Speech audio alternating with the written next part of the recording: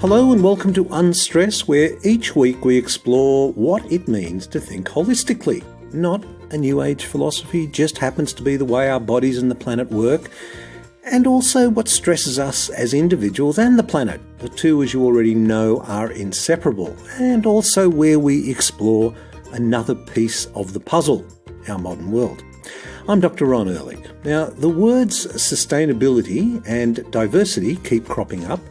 A few weeks ago, we explored the Green Revolution, what GDP, gross domestic product, actually says about the health of a country, and more importantly, about how happy and healthy its inhabitants are. My guest today is Professor Jules Pretty, OBE.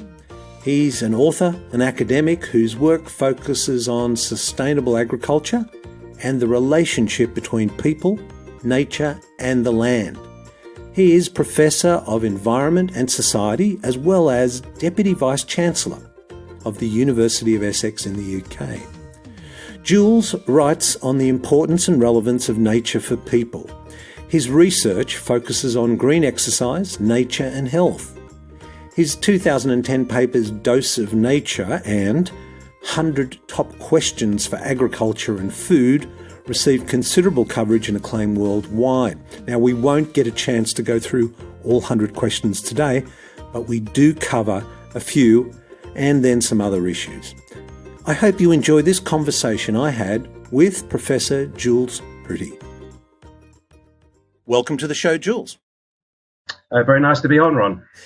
Jules, you're a professor of environment and science, and you've written books and done a great deal of research over the years. I wonder if you could give our listener a sort of a brief, your own journey, a story of your own journey. Yeah, well, it is about the kind of the relationship between us and nature, between people and the planet, the individual things that we can do, as well as the sort of larger policy things that kind of ought to happen. So the concern is kind of obvious, really.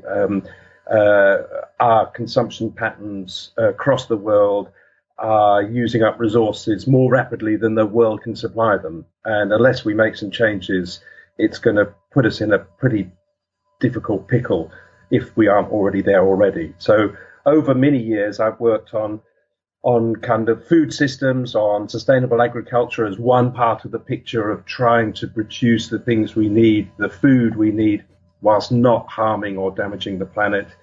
On the other side, there's a range of work and writing that I've done around the importance of nature in our lives, both the kind of fundamental concept of that, but also the kind of more direct benefits on health of us being in natural places and looking after them and having some effective benefits from that on each of us. So there's a range of things that tie together, but it's really about our relations with nature, with the planet, that are at the centre of my work over many years. Well, the word sustainability is one that we're hearing more and more of, related to cities, nature, agriculture. I mean, at the risk of stating the obvious, what does that mean, and how are we doing as a planet? Well, what it means to me is kind of living within limits, really. We've got one planet, only the one. If we go back, actually, just about 50 years ago this year, on Christmas Eve, that was the first moment that humankind had ever seen a picture of our planet as a single system. It was when the Apollo 8 astronauts, Anders and Borman, came around the back of the moon, and they took that famous picture, which was called Earthrise. But that was the first image we had of a little pale green and blue planet in the middle of dark space on its own. And it's now of course, an iconic image. We might well have all seen it today, perhaps. But 50 years ago, no human had ever seen it. So I think that's quite a kind of symbolic moment for us to say, there's one planet. If we create problems for it, there's no cavalry coming over the hill. There's nobody coming from outside to rescue us. We must create those kind of solutions for ourselves. So for me, sustainability is about living within those absolute limits, taking responsibility for our actions, whether we are from kind of affluent or from poorer countries, and trying to find practices, whether they're related to food production or energy, or whether they're related to our health or a whole range of other kind of things that we consume in order to kind of have a life. We need to make sure that those don't add up across 7.2 billion people to a number that the planet just can't sustain.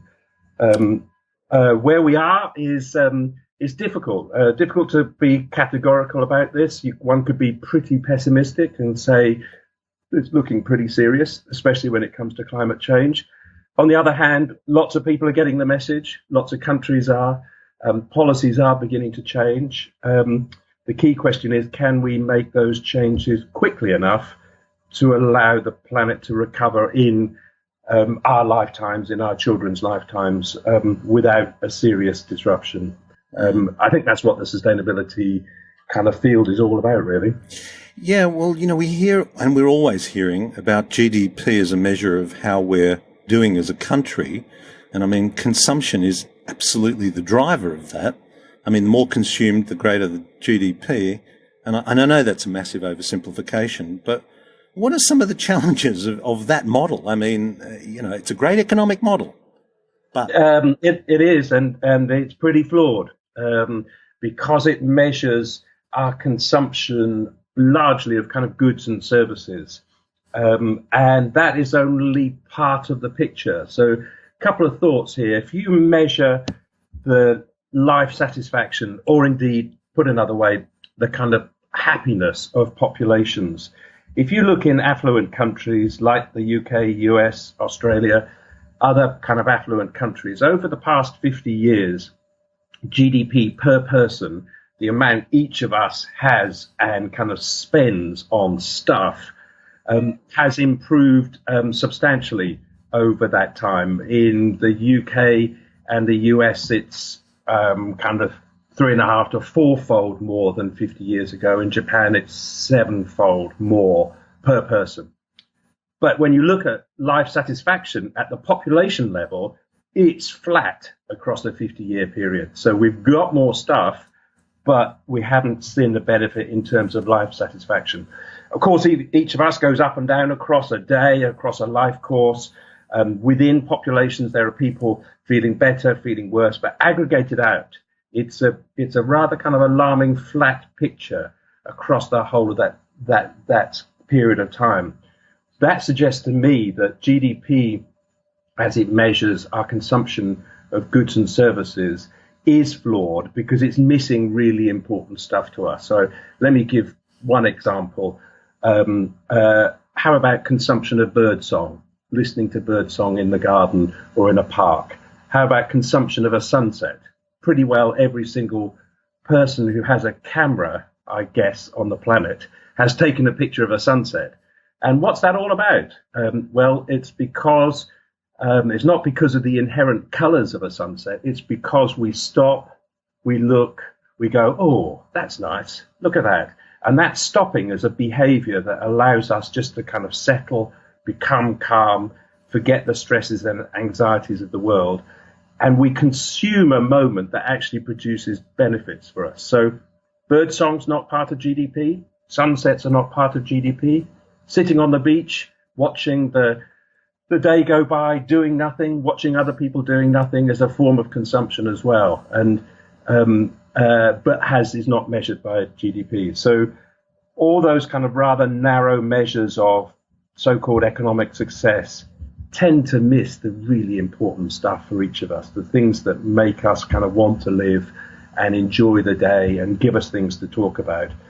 We get stuff, after a bit we get fed up with it and we want another one, or a newer one, or a brighter one, or a shinier one.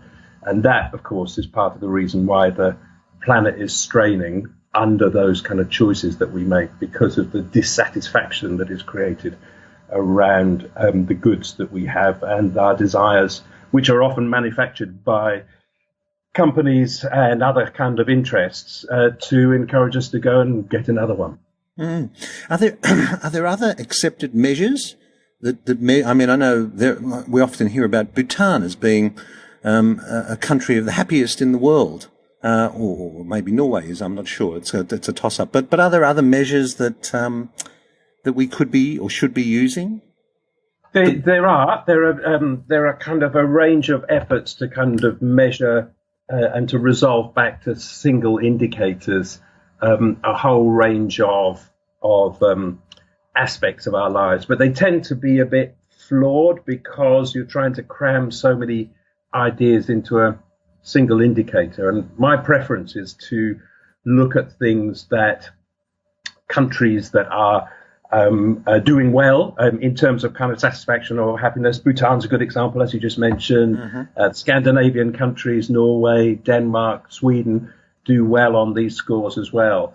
And when you pick that apart, that's because those cultures and indeed policies of the governments encourage expenditure on things that seem to be important to us, that make us well. They encourage, in Scandinavian countries, there are very substantial government support for paid maternity and paternity leave, a year's pay when you have a child for each of the parents. And that is something that the people of those countries support. That's where their taxes are going. And it makes them well, and it improves childcare raising and has a substantial impact upon people's lives, but is mostly missed by GDP. So my preference would be to kind of set aside those narrow measures and say, yep, they tell us one thing, but not a lot. But actually, we should be looking at the other things that countries do. Bhutan, clearly one of their reasons is because of the clear national support for a kind of spiritual approach to the world. The kind of Buddhist culture within the country is kind of woven deeply within the culture, and is another reason why people focus on kind of happiness and life satisfaction above other forms of consumption. What's the history of GDP? I've never actually even thought of this. So how far has it just been one of those things that has emerged out of the economic rationalist neoliberalism of the early 80s? Oh no, it was a post-war thing. So after the Second World War, Marshall Plan and other efforts to kind of focus investments on recovery in countries which had been savaged by 6 years of warfare. Economists wanted to find a measure that would help them determine the value of the returns of those sorts of investments, and it just became a kind of cult thing, I suppose. That those in charge felt that this was a kind of good measure because it measured the stuff that was important to us, and that I'm not exactly sure how it became so dominant, but it's only in recent decades, recent years even, that people have started to challenge what's inside the measures of GDP. I mean, if I were to drive into town after our conversation here and crashed my car and had to go to hospital, I would be contributing to GDP because the car would have to be replaced, tick. Money would have to be spent on doctors and nurses to look after me, tick. Insurance companies would get more business, tick. All good for GDP. Whereas if I drove and didn't have a crash, I wouldn't be contributing to GDP very much. So you can pick apart these individual measures and say, actually, some of that's crackers. We should be thinking about the world in a slightly different way and just looking at benefits and costs. So if we took the food system, you would say, well, that's interesting. What food do we get? But what negative impacts, what economists call externalities, happen to nature and the environment in the business of producing food? And if we can measure those, I think we have done that, cost them, then we can find ways of encouraging investments in alternatives that would be more sustainable. So I think there's a way around the kind of GDP argument by just saying it's flawed. It doesn't measure the important stuff. But, hey, this is the way we should go about doing that. Now, a few weeks ago, we had the pleasure of talking to Professor Paul R. Ehrlich, and I love the way that rolls off my tongue, Professor Ehrlich, but it wasn't me, it was him.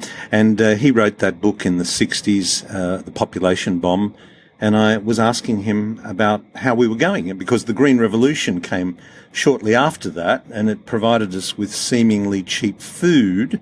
And I say seemingly cheap because it came at a price. So in your observation, what are some of the prices we've paid for this seemingly cheap food? Yeah, well, huge number, actually. I mean, the first Green Revolution, that one of the 60s and 70s, delivered agricultural systems that substantially did increase food production per hectare, per farm, per farmer, and certainly contributed to a reduction in hunger. But we did pay a price for that. The forms of agricultural production that were encouraged, and indeed are kind of still extant in large parts of Australia and large parts of Europe, North America, and other affluent countries, are food systems that look, on the one hand, productive, but they are productive because they externalize some of their costs. So if you use, let's take one example, if you use a pesticide to control your insect pests, and that pesticide gets in the water system, and the water company then has to pay to remove it before it delivers drinking water to you, the water company is paying for that. Actually, the consumer is paying because they'll pass on the costs to the drinking water consumer, whereas the farmer is not paying. So that's kind of externalizing the costs elsewhere into the food sector. So I'm kind of fond of saying that when it comes to food, which, as you said, in some contexts appears cheap, actually we pay 3 times for our food. We pay once at the till, at the shop, at the retail outlet. We pay a second time to clean up the environmental and social costs. And then we pay a third time for the taxes and subsidies that are paid to farmers to encourage them to continue to use certain forms of agricultural system. So food is not cheap, it's expensive. It's just that it appears cheap relative to other goods and services at the till or the outlet, because we've hidden some of those other costs. The other word that intrigues me, and I've heard a lot of in the context of our microbiome, be it in the gut, in the mouth, in the soil, is that the more diversity is a good thing in terms of building resilience. That's been another feature that's suffered in the Green Revolution, hasn't it? I think what we're actually exposed to isn't as diverse as it once was. Sure. Yes, I mean that's one of the costs of simplifying agricultural systems to focus on productivity of the core crops, which, as we were saying already, that's been very successful. In the UK now, average wheat yields are between 8, 9, 10 tons per hectare. This is a remarkable change from just kind of 50 years ago, dramatic. But the cost of that is that we create monocultures in order to do that, because our focus is on the food production itself. And we lose important, and here's another kind of jargon term that we talk of these days, we lose important environmental services or ecosystem services that help farmers in other ways. So when you remove biodiversity in the broader sense, that might be crop diversity, or it might be wild diversity close to fields or near to farms or on the edges. That in itself provides a range of services that have monetary value to farmers. So certainly part of the movement around sustainability in agriculture has been to deliberately redesign agricultural systems to make them more diverse, but to be very cognizant of these kinds of services that diverse systems can provide. And what are some examples of those ecosystem services? Yeah, Let's take one that's kind of emerged in East Africa. Really interesting system called push-pull agriculture, or in Swahili it's vutu sukumu, push-pull. And this relies upon the recent knowledge, relatively recent, kind of in the last decade or so. There's been a lot of fascinating research on the semiochemicals, the kind of hormone-based compounds that plants produce when they are attacked by pests, particularly herbivores. So when they're under attack, plants produce chemicals that are released into the atmosphere, which encourage predators and parasites to come inwards. That's the pull. So plants say, "Hey, I'm being attacked. Come over here. There's some things that you could eat and destroy if you come quickly." And they also produce some compounds that push away the pests, that are repellents. And these are kind of natural outcomes of millions of years of evolution. So if you put together, for example, rather than just growing maize on its own, and then the maize suffers from pests, for example, the maize stalk borer is a big pest of agricultural systems in East and Southern Africa. And farmers have to spray considerable amounts of insecticide to get rid of it. So if you take a system and instead of just having maize, you put in some legumes, a legume called desmodium, which also fixes nitrogen in the soil, so delivers you a free fertilizer. The desmodium in the maize, plus having a range of grasses around the outside, napier grass, molasses grass, a range of other ones, you create a system called push-pull, which pulls in parasites to parasitize the corn stalk borer, pulls in predators to eat them, and pushes away the stalk borer from the maize onto the grass. And the grasses release a resinous compound which is under attack, which is toxic to the maize stalk borer. So by redesign of the system, and there are about 150,000 farmers now in Kenya and Uganda and Tanzania that have adopted this system, by this redesign, you can completely remove the need for paying for insecticides. So for farmers, it's cheaper. For the environment, it's better because there are no toxic compounds being used. For farmers' health, it's better. For the companies that produce the insecticide, it's not better. So they fight back. But for the redesign of systems, you end up through a more diverse and really rather clever research-based system, a design that can deliver substantially more food with less damage and with greater resilience, because that diversity gives you this kind of buffer against shocks and stresses as well. Fantastic. Wow, that's just a beautiful, beautiful system. I mean, and yet this tension between what is possible, what is better for our health, what is better for the farmers, what is better for the environment, and the messaging that we are contending with is one of the challenges, really, isn't it, in the environmental world? It is, and there will always be winners and losers in any kind of transformation, in any sort of system-wide change, and a recognition that kind of each of us has agency and can foster change, us as researchers or writers or people who are working closely with farmers within systems, extensionists or other advisors, farmers themselves, farm families.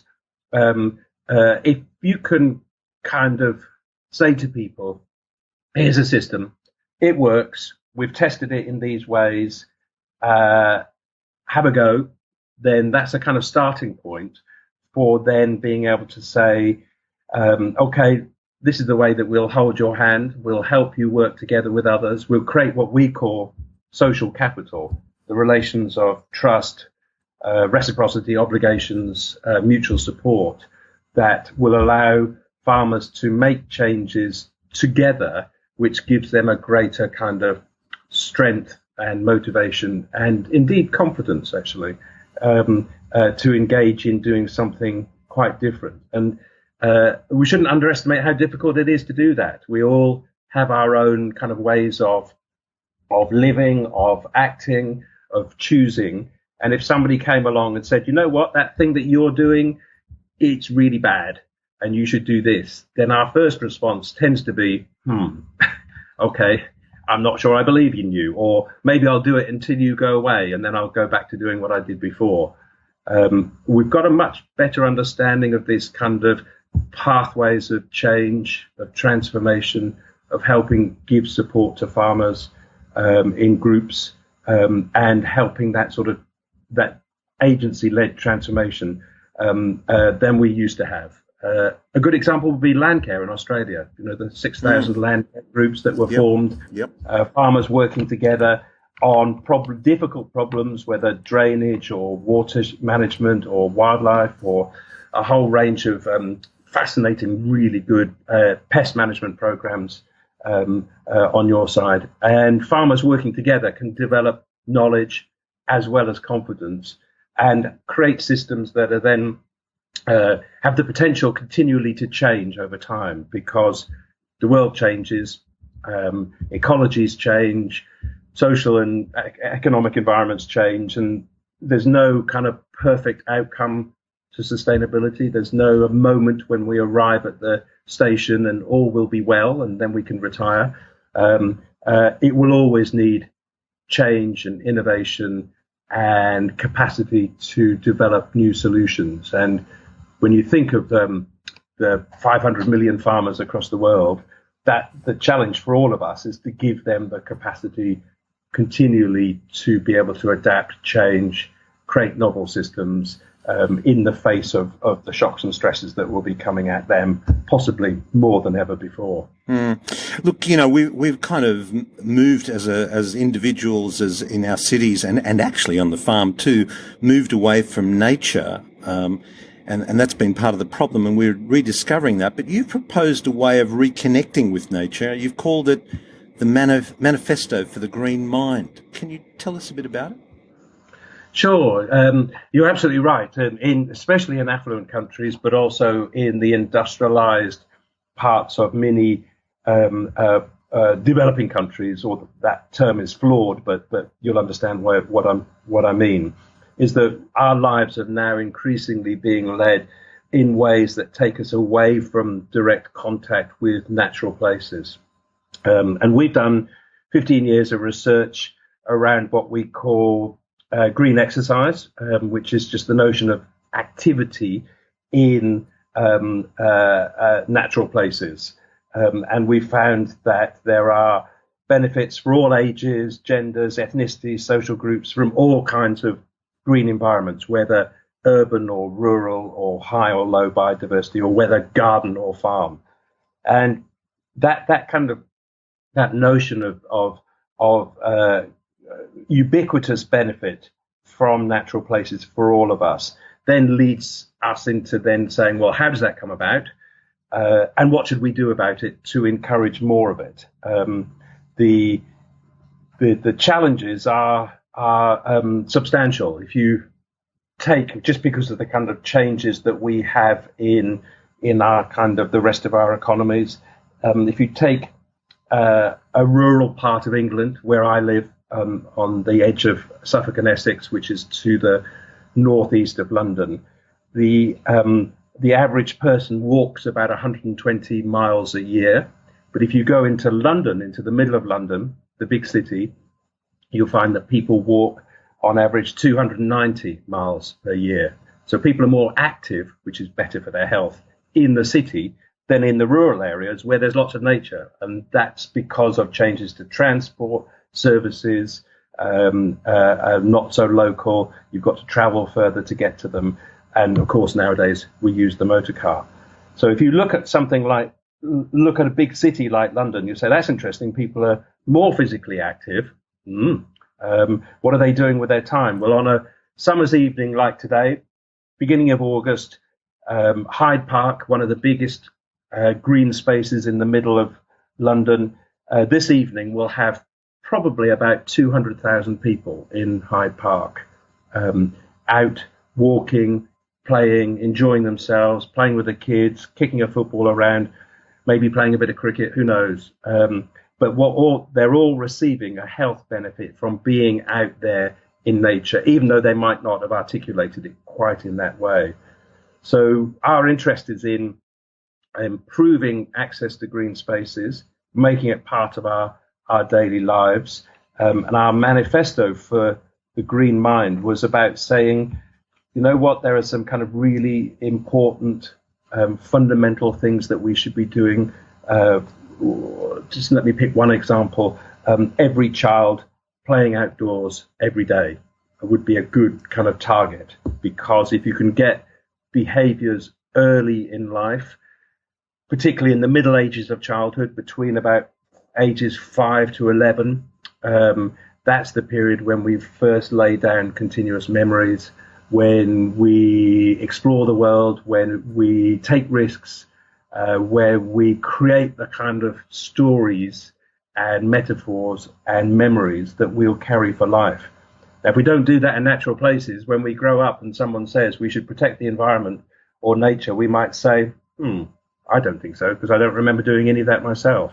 But if you can remember a day when you had a picnic under the tree with your family in the park, or you went to the beach and something happened and it was really nice, you might carry that memory in a way that then provokes behaviors and choices that would be good for sustainability later in life.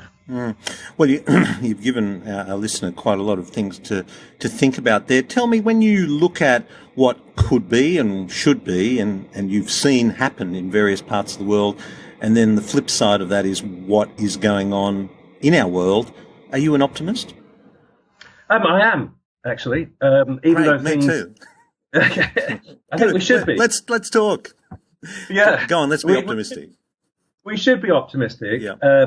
We have to be kind of cold-eyed around the evidence, and the way that kind of things slip away so rapidly, and focus attention upon those related to the physical activity that I was just talking about and the food systems that we were covering a little bit earlier. 30 years ago, at the time of a very important document that was produced towards the end of the 1980s, was called Our Common Future, the Brundtland Commission's report on sustainable development.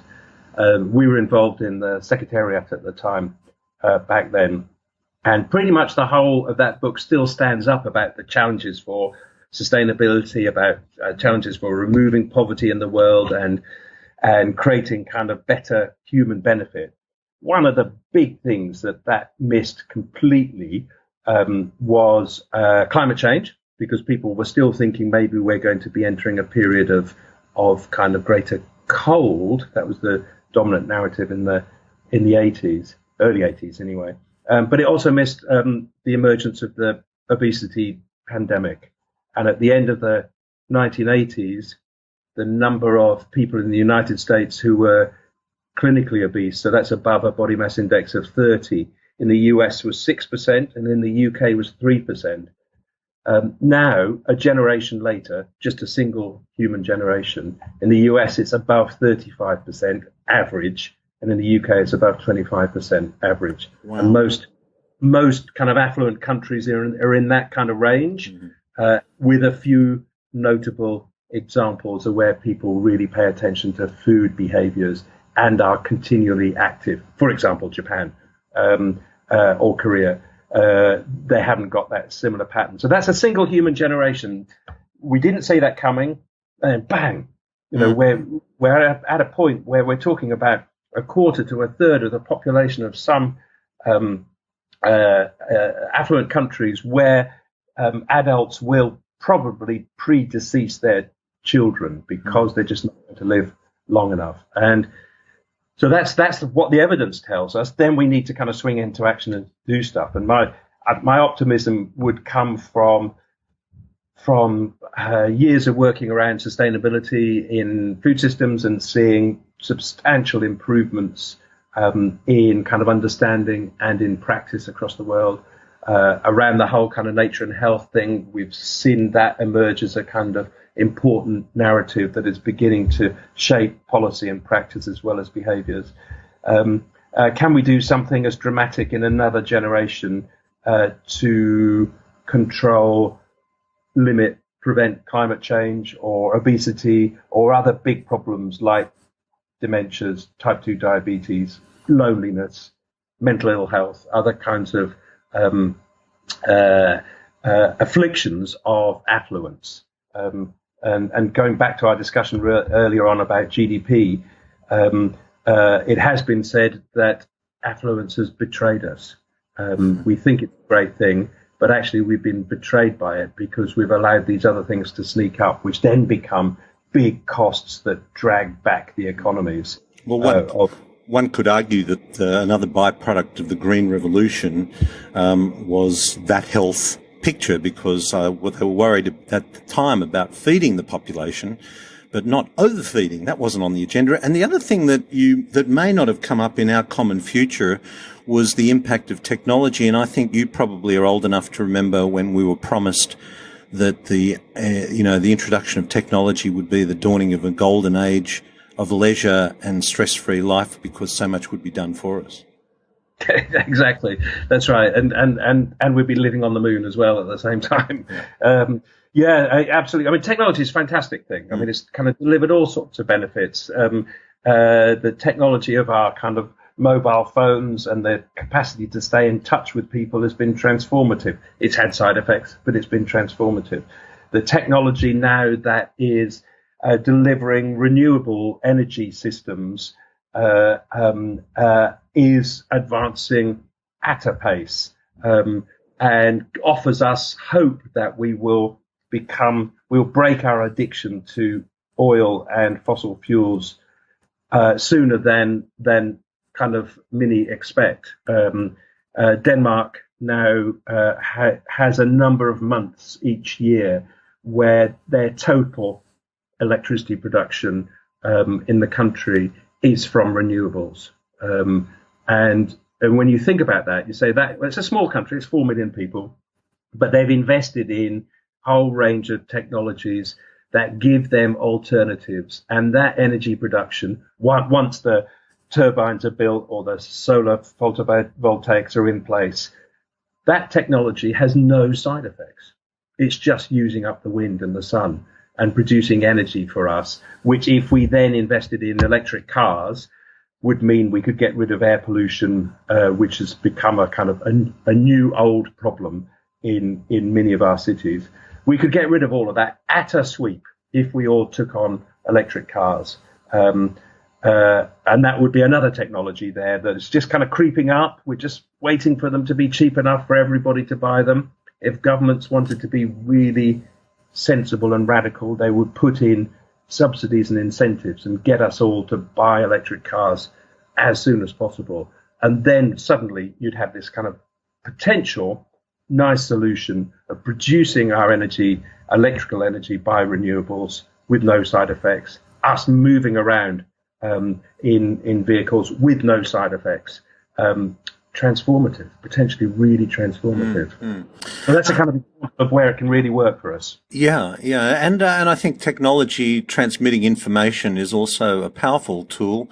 I was incredibly optimistic about this up till about a year or two ago, and then along came the American elections and Brexit, and I realised that technology information can be manipulated. Yeah, hopefully for good. Hopefully for good. Maybe that's what the lesson we've learned. Well, I think you're right. There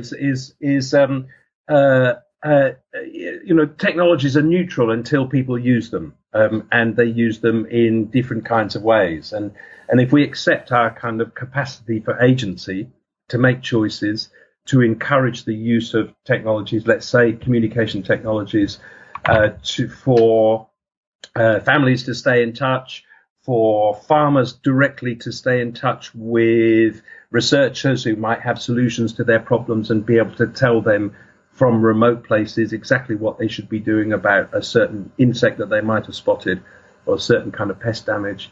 I mean, you can just imagine the potential for that flow of information to be extremely positive. There will be downsides, as you just mentioned. To a certain extent, I think some of those kind of interests acted first and early, and worked out quickly how to create benefits for them by manipulating advertising on social media, and some of those platforms, as well we have heard in the press, were complicit in this because they were happy to take the money. Yeah.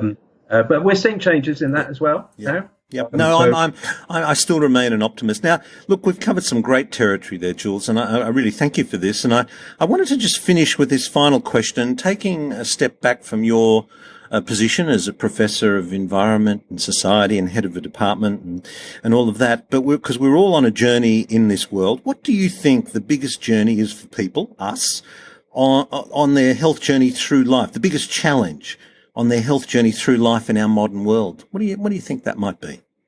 That's a really good question. I think it's about our behaviours and our choices.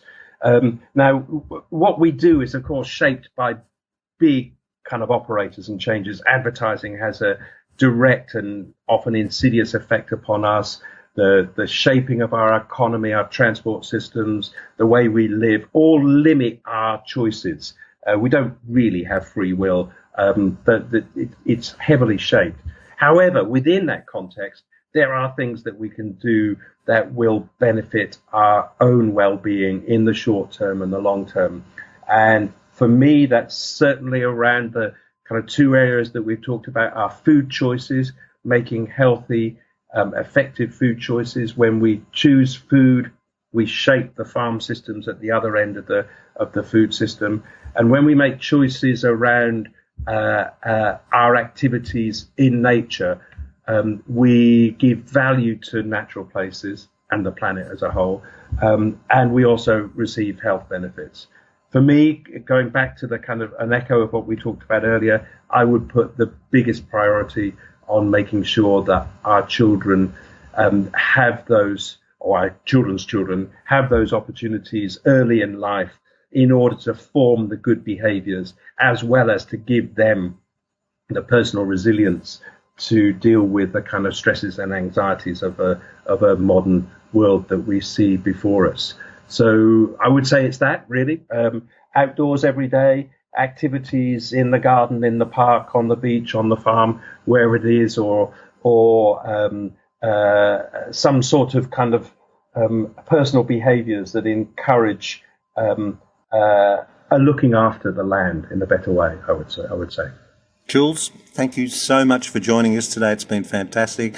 I've so enjoyed it. And until we speak again, be well.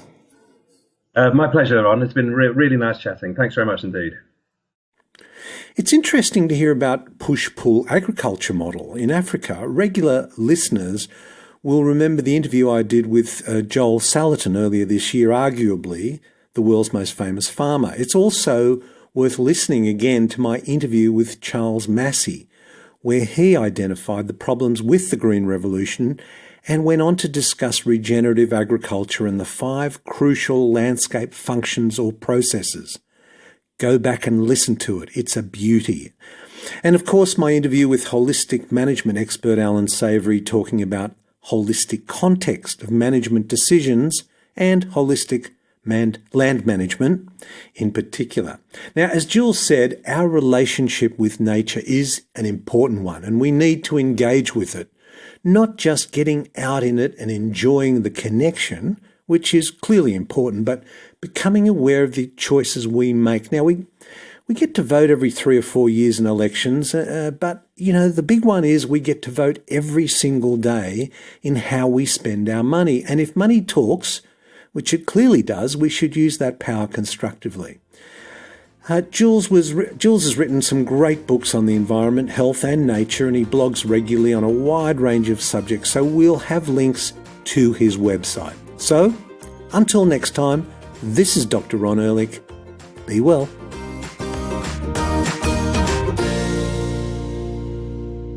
This podcast provides general information and discussion about medicine, health and related subjects. The content is not intended and should not be construed as medical advice or as a substitute for care by a qualified medical practitioner. If you or any other person has a medical concern, he or she should consult with an appropriately qualified medical practitioner. Guests who speak in this podcast